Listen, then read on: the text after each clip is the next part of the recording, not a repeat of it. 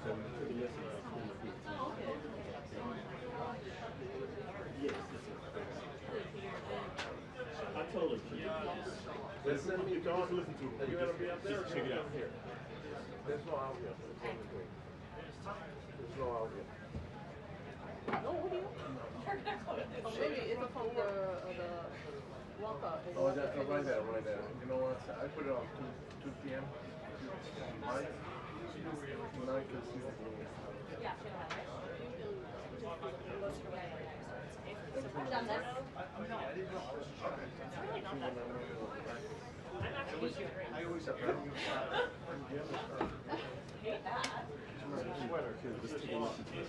Well, like every six months, you grab something. This is you. Are you trying to remember all your information? Ooh. No, that sounds. Thank you. I might get this camera.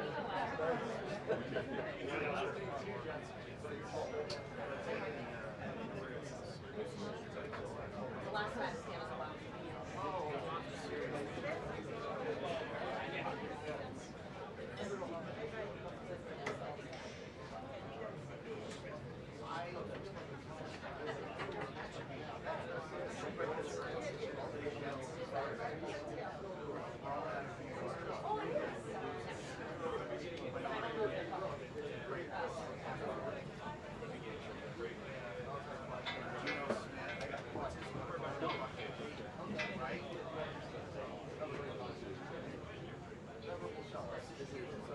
Welcome aboard.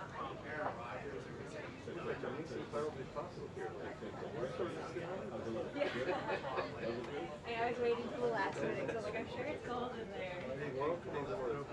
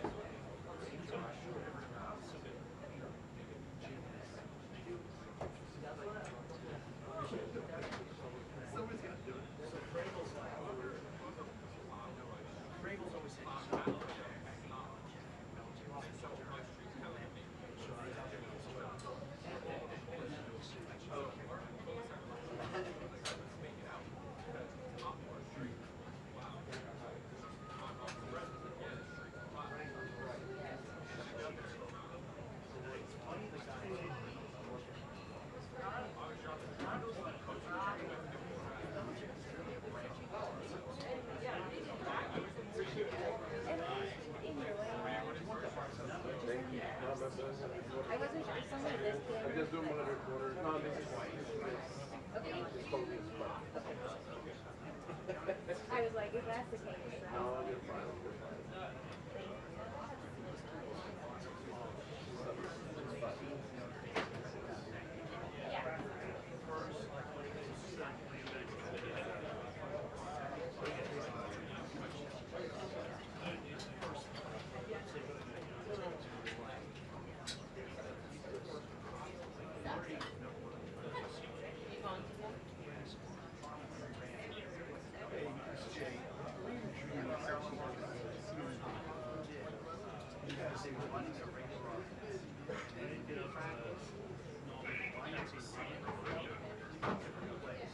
Told to be ready for her prior to this meeting. She says she has a lot of strength.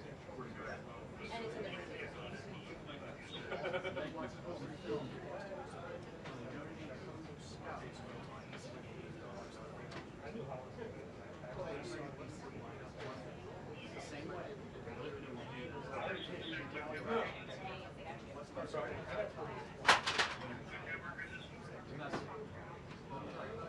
the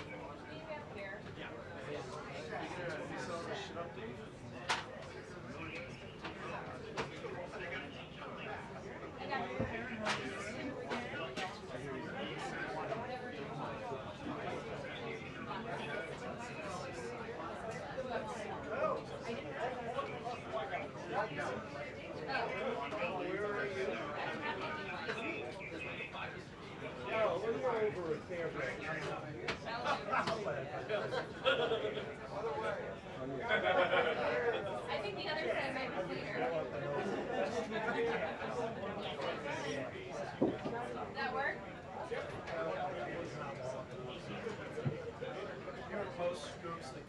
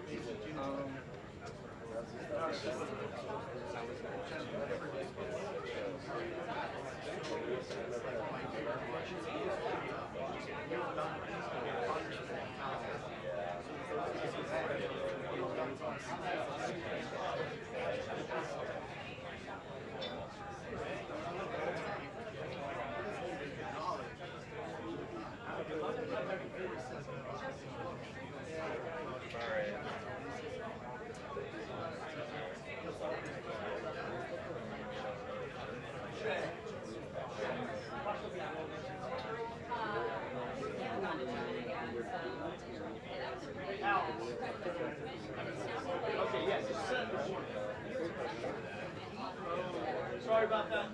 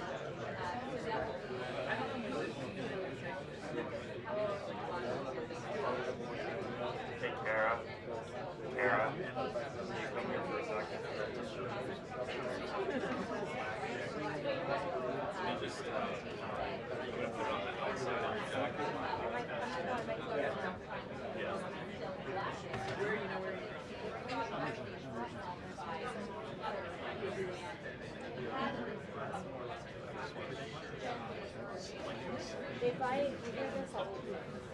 okay. Yeah, yeah. Okay, all right. Just like that. It's fine.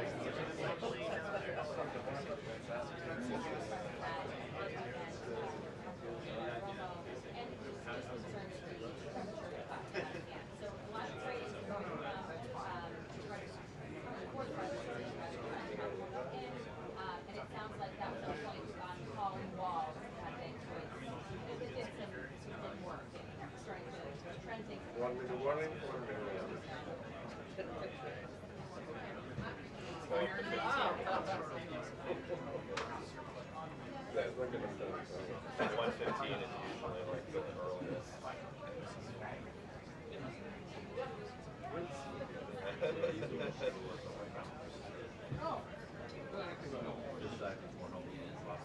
Change that plan. You're supposed to do that whole thing on the truth.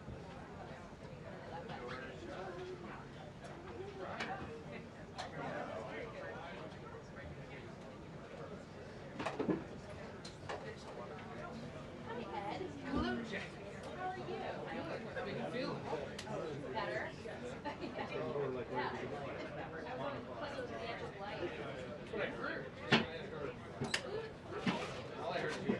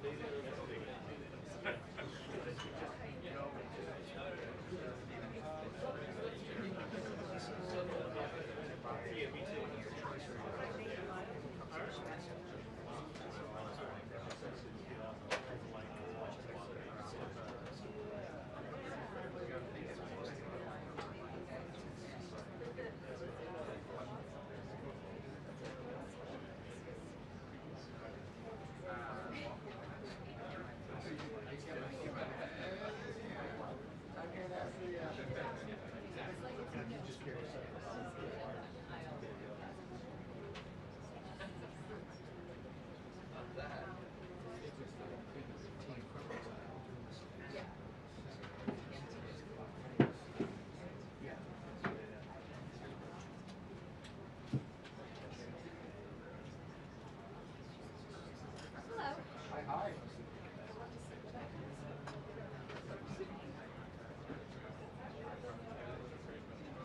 How goes it?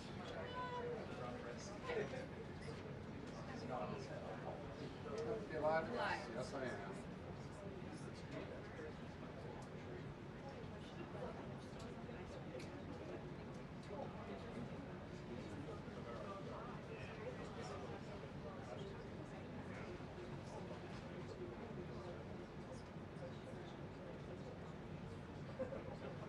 Hey, it's Jay. It's the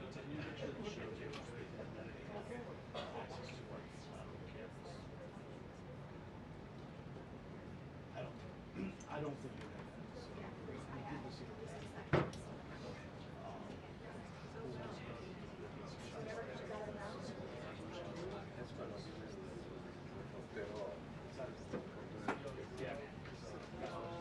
Yeah, it's incredibly notable, Brianna, and that's partly because I think the president actually pointed this out in his social post this morning, that Pullman has not been the one leading these operations on the ground. And so really the face of these operations has been Gregory Aquino, the Border Patrol Commander at large, and also the Secretary of Homeland Security, Christine Noem, and both of them have been publicly out there aggressively defending ICE throughout all of this, and that's part of this. Now, to go back to what you were saying about some of these lawmakers that our colleagues have been talking to, they're saying that they look at Pullman as kind of a grown-up in this situation, and that they were relieved, is what they've been calling her, that he is going to Minnesota. We did hear from the White House Press Secretary Caroline Leavitt this morning saying that he's going to be managing the operation on the ground in Minneapolis once he gets there. So again, very notable. And I should note here's some context as well. We know that Pullman, despite him being someone who was pushing some of the hardline immigration policies in this administration,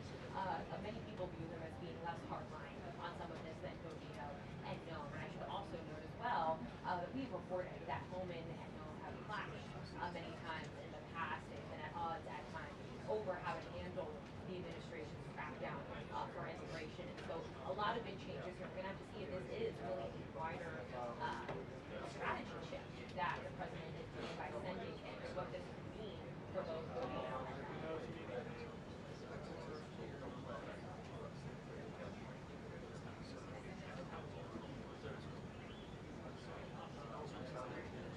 he hasn't, and not just Chrissy Noem, I should say. We heard Noem was the one who said that he had brandished, that Al-Qaeda had brandished his gun.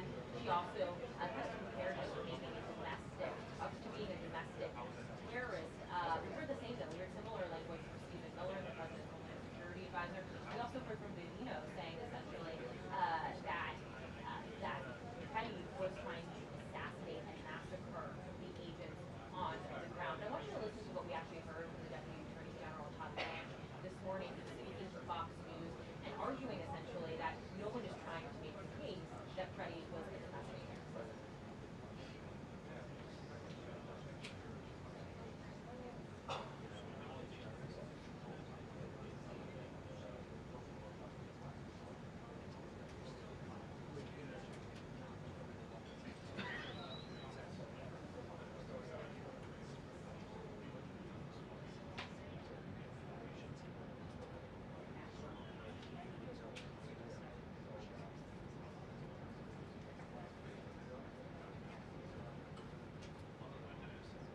So clearly, what Blanche was saying is not in line with what we just heard there from Noem during that press conference on Saturday. There are so many questions still that I think we're going to need answers for.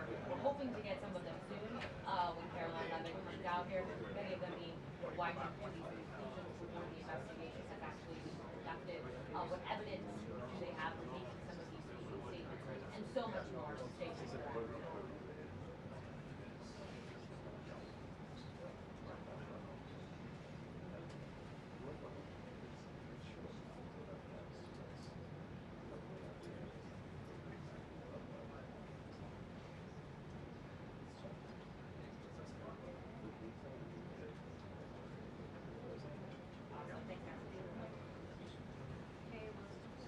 Sorry. That was a long head.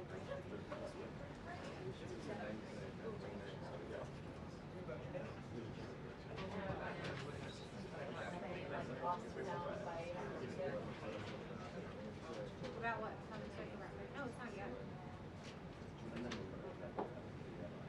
Yeah.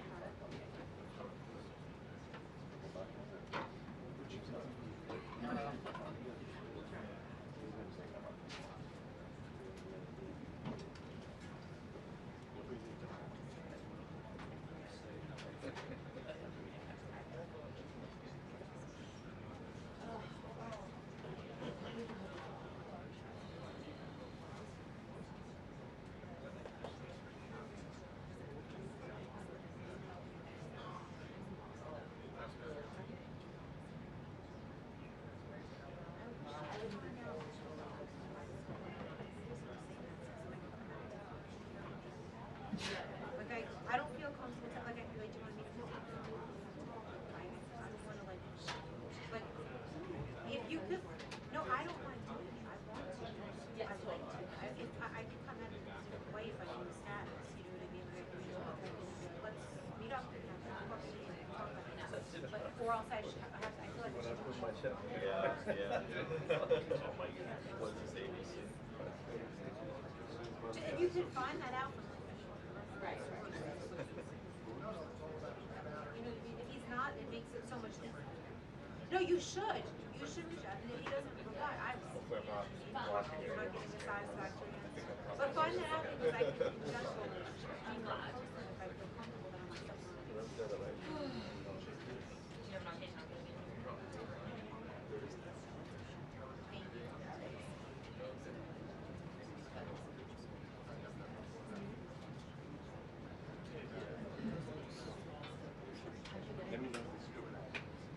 No, it's good. Yep. That's right there.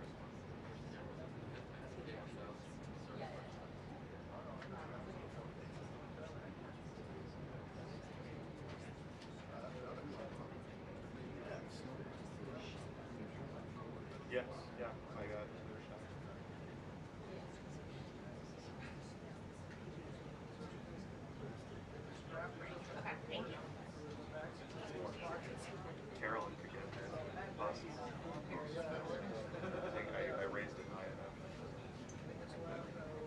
Yeah, yeah. It can go even higher, but I don't know.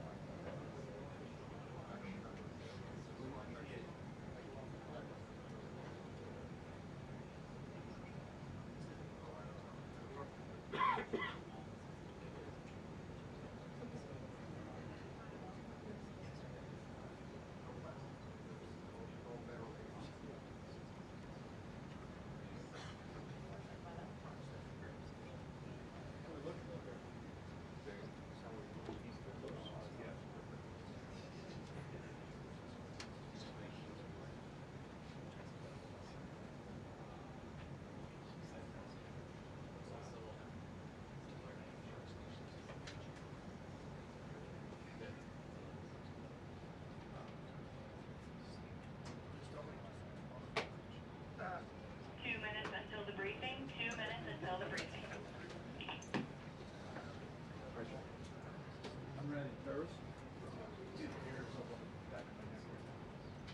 I believe.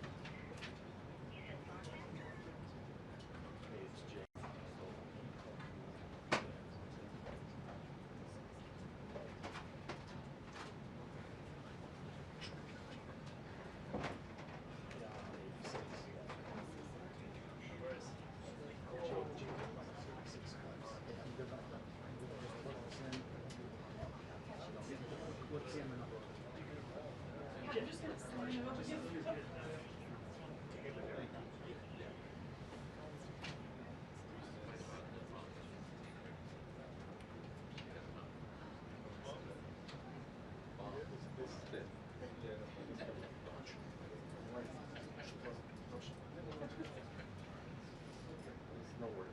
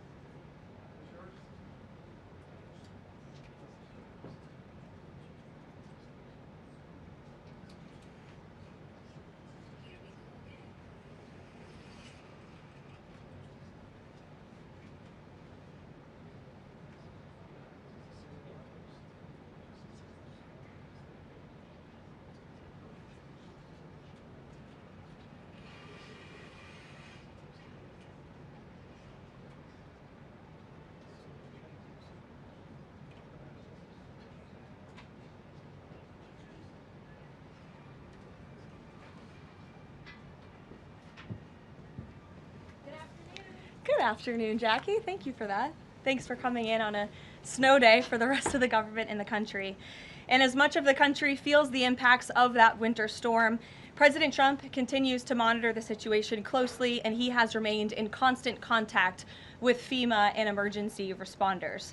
President Trump also quickly approved 12 federal emergency disaster declarations within 24 hours for the states of Arkansas, Georgia, Indiana, Kentucky, Louisiana, Maryland, Mississippi, North Carolina, South Carolina, Tennessee, Virginia, and West Virginia, enabling these states to access critical federal resources to supplement their response efforts if needed. These declarations will help state-led efforts of turning power back on, clearing roads for emergency services, and keeping communities safe. The White House will continue to correspond directly with governors and local officials in the coming days, especially in those states that were harshly impacted by this storm. I would also like to address the chaotic scenes in Minnesota over the weekend. Nobody in the White House, including President Trump, wants to see people getting hurt or killed in America's streets. This includes Renee Good, Alex Pretti, the brave men and women of federal law enforcement, and the many Americans who have been victimized at the hands of illegal alien criminals. Saturday's shooting remains under active investigation by Homeland Security Investigations and the FBI. The Customs and Border Protection is also conducting their own internal review. As President Trump said yesterday, the administration is reviewing everything with respect to the shooting, and we will let that investigation play out. But let's be clear about the circumstances which led to that moment on Saturday. This tragedy occurred as a result of a deliberate and hostile resistance by Democrat leaders in Minnesota. For weeks, Governor Walz and the Mayor Jacob Frey and other elected Democrats were spreading lies about federal law enforcement officers who are risking their lives daily to remove the worst criminal illegal aliens from our streets: murderers, rapists, pedophiles, human traffickers, and gang members. Governor Walz and Mayor Frey have shamefully blocked local and state police from cooperating with ICE, actively inhibiting efforts to arrest violent criminals. They have also used their platforms to encourage left-wing agitators to stalk, record, confront, and obstruct federal officers who were just trying to lawfully perform their duties, which has created dangerous situations threatening both these officers and the general public and Minnesotans alike. This is precisely what unfolded in Minneapolis on Saturday morning. Obstructing federal law enforcement and inciting violence against officers is wrong and illegal. This used to be a universally accepted position in the United States. Amid the hysteria, we must remember how we got here to this moment today and what this Democrat opposition is about. Former President Joe Biden and the Democrats opened America's borders for 4 years, inviting tens of millions of illegal aliens from all over the world to flood into our country. Among them, violent criminals who terrorized American communities and have inflicted devastating, permanent pain and harm on law-abiding Americans and their families. Yet we never saw outrage from Democrats or their allies in the liberal media over these horrifying crimes against U.S. citizens. The pain of American angel families was ignored and dismissed because it undermined the Democrat narrative. Innocent Americans like Jocelyn Nungray, Laken Riley, and Rachel Morin are just a few of the many victims savagely murdered by illegal alien criminals. Earlier this month, an illegal alien from Mexico with a long criminal history who came into our country under Joe Biden's administration threw a baseball-sized stone at a school bus carrying children in New Jersey and fractured the skull of an 8-year-old innocent child. President Trump promised accountability to these American families by securing the border, deporting every illegal alien who has committed crimes, especially and most importantly, violent crimes. Nearly 80 million Americans voted for him to deliver on that very promise, and he is. As the duly elected president, the president is fulfilling the will of the people by arresting and removing these threats from our country in cities from Los Angeles to New York and, yes, Minneapolis. Yet Democrat leaders in Minnesota with sanctuary city policies have actively defied federal immigration law and the will of the people. And as a result of that defiance, 2 Minnesotans have now tragically lost their lives on the streets of Tim Walz's state. It is President Trump's hope and wish and demand for the resistance and chaos to end today. That's why President Trump spoke with Governor Walz directly this morning, and he has outlined a clear and simple path to restoring law and order in Minnesota. Number 1, Governor Walz, Mayor Frey, and all Democrat leaders should turn over all criminal illegal aliens currently incarcerated in their prisons and jails to federal authorities, along with any illegal aliens with active warrants or known criminal histories for immediate deportation. Number 2, state and local law enforcement must agree to turn over all illegal aliens who are arrested by local police. And then thirdly, local police must assist federal law enforcement in apprehending and detaining illegal aliens who are wanted for crimes, especially violent crimes. If Governor Walz and Mayor Frey implement these common sense cooperative measures that I will add have already been implemented in nearly every single other state across the country, Customs and Border Patrol will not be needed to support ICE on the ground in Minnesota. ICE and local law enforcement can peacefully work together, as they are effectively doing in so many other states and jurisdictions. Additionally, President Trump is calling on the United States Congress to immediately pass legislation ending sanctuary cities once and for all. American cities should be safe sanctuaries for law-abiding citizens only, not for dangerous illegal alien criminals who broke our nation's laws and do not belong here. We hope Governor Walz will do the right thing and continue to work with President Trump to keep the American people safe following their call this morning. Americans overwhelmingly want exactly what President Trump is delivering: strong borders and strict immigration enforcement against the worst illegal aliens, of which there are still hundreds of thousands to deport from the interior of our country.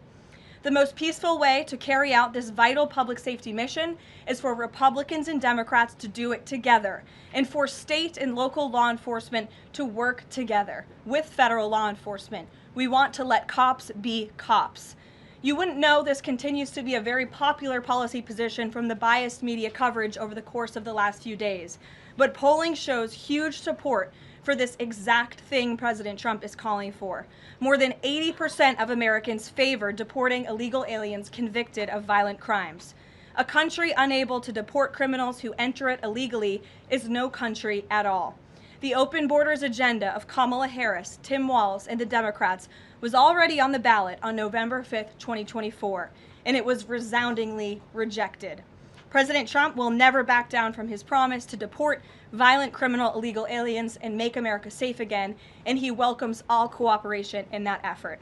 With that, I will answer your questions. And Jordan Conradson, why don't you kick us off today? Thank you for being here. Thank you, Caroline. Jordan Conradson from Gateway Pundit. I have a few questions. First, with respect to the shooting in Minneapolis, we're seeing massive outrage from mainstream media and the left, but I'm just wondering, where was that outrage when Ashley Babbitt, an Air Force veteran, was executed by Capitol Police Officer Michael Byrd, who she posed no threat to in the U.S. Capitol? Well, you raised a very important point, which I also believed I just raised as well in those opening remarks, in that there has no doubt been selective outrage by the liberal biased media in picking and choosing victims and highlighting their stories. And as I've said, President Trump does not want any Americans to lose their lives in the streets of America and in American communities across the country. He believes what happened on Saturday is a tragedy, but every life is equal to President Trump, and that's why the lives of Laken Riley and Jocelyn Nungray continue to matter to him and be an utmost priority to him to this very day. And it's unfortunate that we did not see the same type of sensationalist media coverage over the tragic deaths of those innocent American women and girls across the country as we are in the wake of this tragedy that took place on Saturday. Gabe. Sure, go ahead, Jordan. I want to get your response to this. The Arizona Attorney General, just days before this shooting in Minneapolis, she seemingly encouraged rioters to go out, shoot, and kill ICE agents. And I'll quote her here. She said, "If you reasonably believe your life's in danger and you're in the house or in your car or on your property, you can defend yourself with lethal force." And she said that you can't tell if ICE agents are law enforcement or imposters, and it becomes an issue of whether you reasonably believe they were law enforcement. you have a response to that, and does the White House believe that she should be held accountable for Well, these remarks? such dangerous rhetoric, as I pointed out, is exactly what has brought us to this position today, where you have elected Democrat officials across the country who are encouraging left-wing agitators and crazy people to go out and unlawfully obstruct lawful immigration enforcement. Again, these brave men and women of ICE and Border Patrol and the federal enforcement are just trying to do their jobs to enforce our nation's immigration laws and to go after the worst of the worst in this country. I would encourage everyone in this room, and I would encourage the Arizona Attorney General to look at the video of an ICE agent in Minneapolis. He was approached by left-wing agitators who were honking their horns and were screaming slurs at him, and he rolled down his window and he said, "What are you doing? I am out here trying to catch a child predator, somebody who has convicted crimes against an innocent child, and you are trying to obstruct me from doing my job." This rhetoric against ICE, comparing them to Nazi Gestapo, Donald Trump's police force, is despicable, it is shameful, and it is precisely what has led to the escalation of tensions in Minneapolis and in other places across the country. Gabe, go ahead. Be looking into her for justifying violence? I would defer you actually? to the Department of Justice on that. Thank you, Caroline. Gabe. Regarding Minnesota, on Saturday, the Department of Homeland Security posted that Pretti looks like he wanted to do maximum damage and massacre law enforcement. Stephen Miller on Saturday posted that, or called Pretti a would-be assassin. Why did administration officials jump to conclusions before an investigation had even been conducted? Well, look, this has obviously been a very fluid and fast-moving situation throughout the weekend. As for President Trump, whom I speak for, he has said that he wants to let the investigation continue and let the facts lead in this case. With regards to the deployment of Tom Homan to Minneapolis, should the deployment of Mr. Homan to Minneapolis be seen as a sign that the president is dissatisfied with how the officials on the ground had handled the incident? No, Mr. Homan is doing an exceptional job, and he has been working with Secretary Noem and President Trump over the course of the last year. Secretary Noem still has the utmost confidence and trust of the President of the United States, and she's continuing to oversee the entire Department of Homeland Security and all of the immigration enforcement that's taking place across the whole entire country. Of course, Secretary Noem is also in charge of FEMA, and we are in the wake of a brutal winter storm where hundreds of thousands of Americans have been impacted by that. So Borders Are Homan is in a unique position to drop everything and go to Minnesota to continue having these productive conversations with state and local officials, and I know that he's catching a plane in just a few hours to do just that at the request of the president. Jennifer. On Saturday's shooting, has the president been briefed, and have you been briefed on specific details of the shooting? How many shots were fired? How many guns discharged? And I mean, did the protesters' gun go off, or only the officers' guns? Do you have any of those details? Again, the investigation is continuing, Jennifer, and we will let the facts lead, and we will let the facts play out in this investigation. I do know that HSI and FBI are conducting interviews with those that were involved and the agents who were involved in this unfortunate tragedy on Saturday. Are they keeping the president up to date on all those details? The president is obviously very much on the ball with respect to this investigation. I think he's made that quite clear with the various statements that you've seen him put out, and also the 4 points that the president has outlined as well to Governor Walz, and to encourage him to cooperate with ICE and with the administration. Mary. Thanks, Caroline. To follow on Gabe's question, Secretary Noem said Alex Pretti committed an act of domestic terrorism. Stephen Miller labeled Pretti a domestic terrorist. Does the president agree with them? Look, as I've said, I have not heard the president characterize Mr. Pretti in that way. However, I have heard the president say he wants to let the facts in the investigation lead itself. Was he alarmed to hear his top officials referring to him in that way, rushing to that judgment? Danny, go ahead. Thanks, Caroline. On Stephen Miller's comments, will Stephen Miller be apologising to the family of Alex Pretti for calling him, quotes, an assassin who tried to murder federal agents, despite the fact that, as you say, this is still under investigation? Look, again, this incident remains under investigation, and nobody here at the White House, including the President of the United States, wants to see Americans hurt or killed and losing their lives in American streets. And we mourn for the parents. As a mother myself, of course, I cannot imagine the loss of life, especially losing one's child. And that same empathy from the President goes for the parents of angel families, and parents of victims of illegal alien crime across our country as well. And that's exactly why the president continues to be wholeheartedly committed to deporting the worst of the worst criminals from our country. Why don't we go to the back? Kelly. Does the president believe that the killing, though, was a mistake? Has he expressed that at all?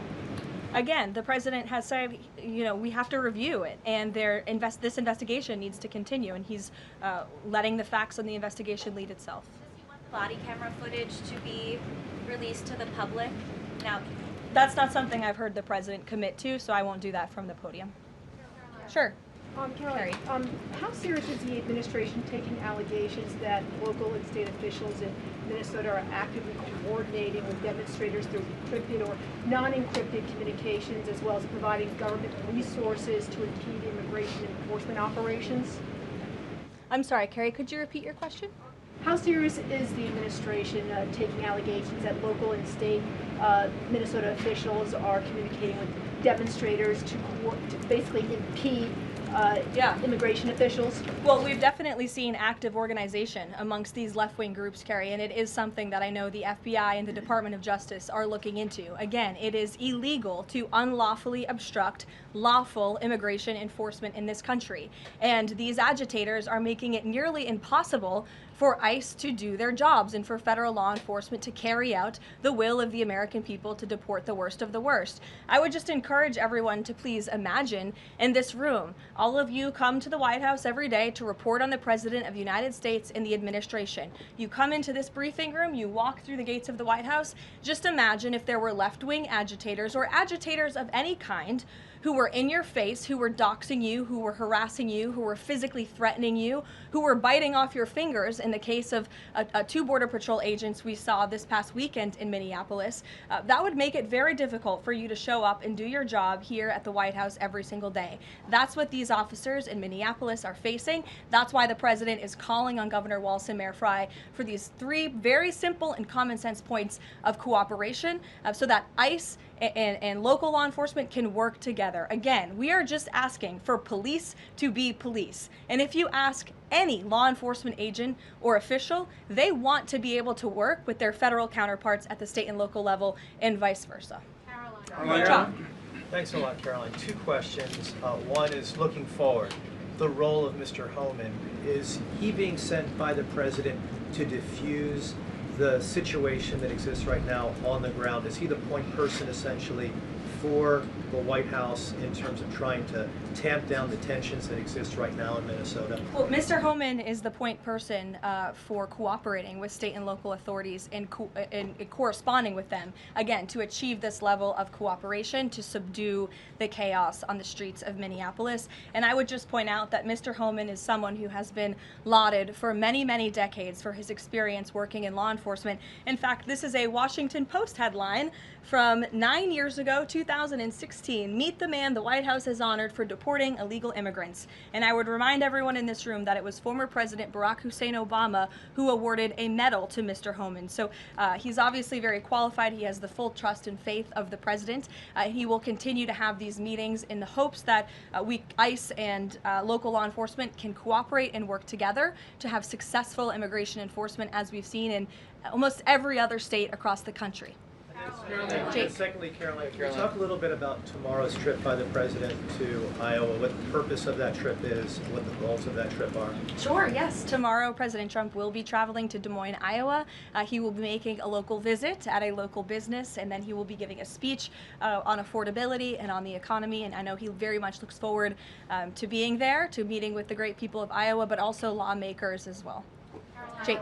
Caroline, a couple quick questions. First, does the president remain fully confident in Kristi Noem's ability to lead the DHS? Yes. And then just secondly, just on that Wall Street Journal reporting that we saw yesterday, the president said at some point that the immigration enforcement officers would leave Minneapolis. Did the Saturday killing of Alex Pretti expedite that withdrawal at all?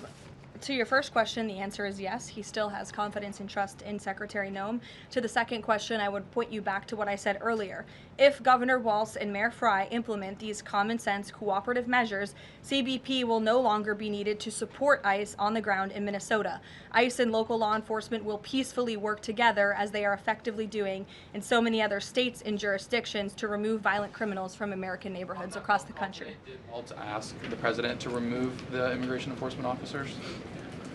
He asked the president to scale down, and the president reiterated what the president put out in his statement yesterday and what I'm sharing with all of you as well. I would just add on this level of cooperation a few statistics that I think are very important. 7 of the top 10 safest cities in the United States cooperate with ICE. And we've seen historic turnaround in safety in cities that have chosen to cooperate with ICE, that are not just led by Republicans, but also look right here in Washington, D.C. We had a great level of cooperation with Mayor Bowser and the local government, and we have been able to remove thousands of illegal aliens from the District of Columbia, where you all live, so you can thank President Trump for that. The murder rate in Washington, D.C. has plummeted as a result. There were no riots, there were no protests, nobody was tragically killed as a result of that level of cooperation between federal and local authorities. And again, that's all the president is asking for in Minnesota. It's totally common sense. Jared, go ahead. Thank you. Caroline, in this process, you continue to describe the situation in Minneapolis as chaos. Was there any mistake made by Secretary Noem that led the president to send Mr. Homan there? I'm sorry, I don't understand your question. Did Secretary Noem make a mistake which led to... If she made any mistake that could lead the president to send Mr. Homan to Minneapolis? No, as I already mentioned, Mr. Homan has been working alongside Secretary Noem and for the president over the course of the last year. And again, he's uniquely positioned to hop on a flight to Minnesota today to continue this correspondence with state and local authorities, and that's what he's going to be doing. Fran. Caroline, is it the White House's position that Americans have the right to show up to these ICE operations and film, document, or protest the law enforcement actions? All Americans have a First Amendment constitutional right, of course, but Americans do not have a constitutional right to impede and obstruct lawful immigration enforcement operations. That is actually a crime, and it's something that we've seen taking place in the streets of Minneapolis, which again is leading to these dangerous circumstances that these federal law enforcement officers have been forced to work within. Back to the call with Governor Walz this morning. The president described it as respectful. He said we seem to be on a similar wavelength, but you had strong criticism for the governor and the Minneapolis mayor, Jacob Frey, just now. So could you explain the difference in tone between what the president had said in his True Social post and I think some of the criticisms that you just levied from the podium? Fran, I think the criticisms that I laid out, I'm painting the picture for all of you in this room, are what led to the moment that we are in today, where Governor Walz and President Trump are having a conversation, a constructive and productive conversation to end the chaos and the lawlessness that has taken place in Governor Walz's state. Elena. Thank you. I had a question. With Homan now going to Minnesota, is Gregory Bovino also going to remain in Minnesota overseeing these ICE operations? Mr. Bovino is a wonderful man, and he's a great professional.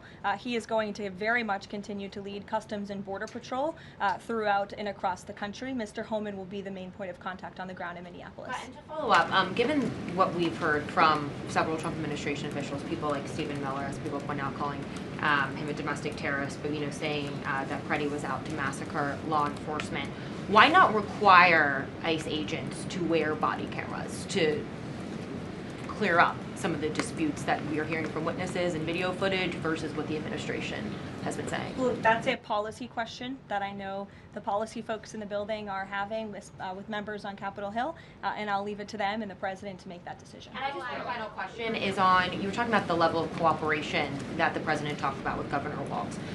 Will the administration commit to cooperating with local officials on this investigation into Alex Pretti? The president spoke about this with Governor Walz and said he would have a discussion about it. He did not make a commitment, and so therefore I won't make that commitment here. I would just remind all of you in the media, because I've seen a lack of reporting on this fact, there are investigations into what took place on Saturday. The Homeland Security investigations and the FBI have teamed up for an investigation, and there's also an internal CBP investigation, an internal review of what is happening on the ground in Minnesota. The president supports those investigations, and as I've said repeatedly, he wants to see them move forward. Phil. FBI Director Kash Patel said in a Sunday interview, quote, "You cannot bring a firearm loaded with multiple magazines to any sort of protest." Does the president believe the Second Amendment rights remain in effect even when protesting? The president supports the Second Amendment rights of law-abiding American citizens. Absolutely. There has been no greater supporter or defender of the right to bear arms than President Donald J. Trump. So while Americans have a constitutional right to bear arms, Americans do not have a constitutional right to impede lawful immigration enforcement operations. And any gun owner knows that when you are carrying a weapon, when you are bearing arms, and you are confronted by law enforcement, you are raising the assumption of risk and the risk of force being used against you. And again, that's unfortunately what took place on Saturday. Will his mission continue to be focusing on illegal immigrants with a criminal history, or will it be on illegal immigration generally? Mr. Homan will continue to enforce our nation's immigration laws, especially deporting the worst of the worst criminals in Minnesota who have committed violent offenses. And I would just remind all of you that this important work is continuing to be carried out. In just the last few days, I'm happy to provide this packet to anyone in the room.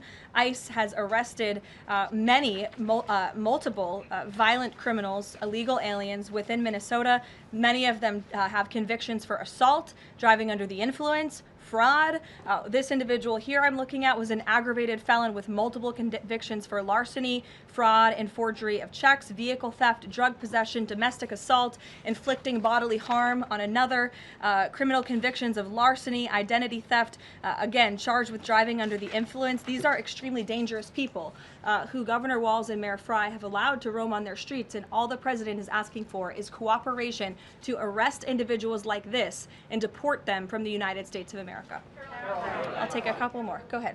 Okay, so this weekend the president posted that this is a cover-up of the fraud in the state of Minnesota. He also posted Minnesota is a cover-up. These both happened after the shooting. So given that these came after the shooting, what is the this here? What is the cover-up he's alleging? Yes, it's a good question. I've spoken with the president about this at length.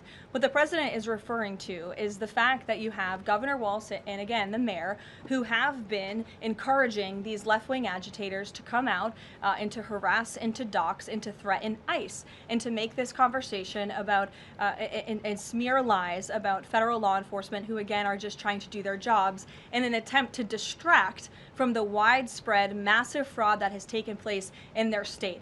Billions and billions of dollars has been stolen from law-abiding taxpayers in Minnesota, and the administration continues to be very focused on getting to the bottom of it, especially, and the president raised a good question over the weekend, with respect to Congresswoman Ilhan Omar, who now has a net worth within the millions, and one must ask themselves, why and how is that possible? Is she connected to the fraud rings that we have seen taking place within her state and her own district? It's a question the American people are raising, and the president believes it's one worth answering. Haley. Thanks, Caroline. I want to go back to some of the comments from Stephen Miller and Secretary No. You've made clear the president wants to see the investigation play out when answering some of the questions on the specific details. Is he concerned that some of those definitive statements made by other officials risks public perception of the credibility of those investigations now playing out? Again, the president believes that these investigations are credible, they are continuing, they are active, and he wants to let them play out. Alex. Caroline, thank you. Is the administration willing to separate DHS funding from other funding bills in order to avoid a broader shutdown? Look, at this point, the White House supports the bipartisan work that was done to advance the bipartisan appropriations package, and we want to see that passed. Policy discussions on immigration in Minnesota are happening. Look, the president is leading those discussions, as evidenced by his correspondence with Governor Walz this morning, but that should not be at the expense of government funding for the American people, which would include, as you know, Alex, FEMA funding, and we are in the midst of the storm that took place over the weekend, and many Americans are still being impacted by that. So So we absolutely do not want to see that funding lapse, and we want the Senate to move forward with passing the bipartisan appropriations package that was negotiated on a bipartisan basis. And secondly, there's another round of Russia-Ukraine talks this weekend, Sunday. I wonder if you can walk us through with the president, how he will be involved in that, if at all. We'll be talking to President Putin, President Zelensky ahead of those meetings. I'm not tracking any scheduled calls at this point in time. However, the president remains deeply involved, and of course he's being apprised by his advisors, namely Jared Kushner and Special Envoy Witkoff, on these talks. They had a multilateral meeting this past weekend, which didn't get a ton of coverage, but that was historic in nature, where the president's team has really brought two sides of this war to the table together to move the ball closer towards peace. So the president is not giving up on the peace process. He obviously just met with President Zelensky when we were in Davos, Switzerland, but I'm not tracking any calls scheduled for this week. On one more foreign policy point, I will point out, as you all saw, the last remaining body of the hostages, Israeli hostages in Gaza, has been returned. This is a huge foreign policy feat for the President of the United States, for the State of Israel, and frankly for the whole world. The President made the impossible possible, and so it's great news for the President, for the United States, for our allies, and also for peace in the Middle East. And I understand that more than 20 new additional countries have also signed up to join the newly established Board of Peace with respect to the rebuilding of Gaza, which is another historic accomplishment for this president. So thank you all very much, and we'll see you in Iowa tomorrow. Did the president talk to Brazil?